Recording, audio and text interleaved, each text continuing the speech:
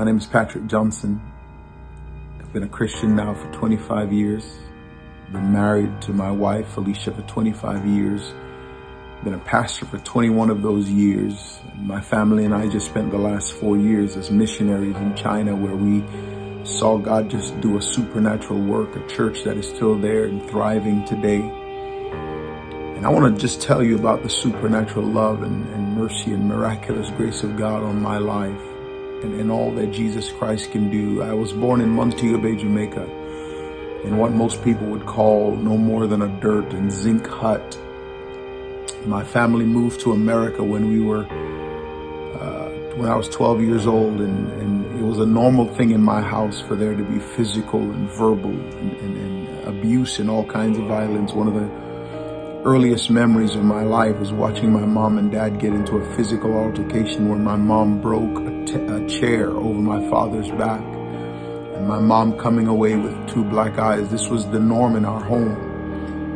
And so this left me with a lot of anger, a lot of rejection, very, very depressed. When my mom and dad divorced, I went to go and live with my father, who was just an angry and a wrathful man. There were many times when my dad would get mad and literally kick me across the room. This was my upbringing. This is how I grew up.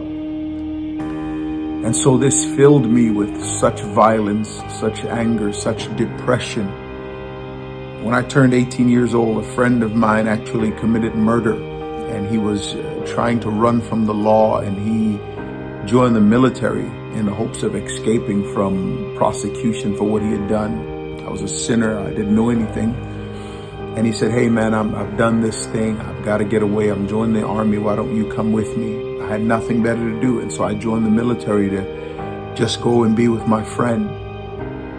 And while I was in the military, full of violence and anger, beginning to get involved in alcoholism and all sorts of immorality and different things, filled with depression, constant suicidal thoughts, a friend of mine gave his life to Jesus Christ and began to preach to me the mercy and the grace and the goodness of God, and how Jesus can take broken hearts and broken lives and mend them and put them back together. And I remember the 11th of February, 1997, I went into a small church. I heard the wonderful gospel of Jesus Christ and how much God loves hurt and broken people, of which I was one.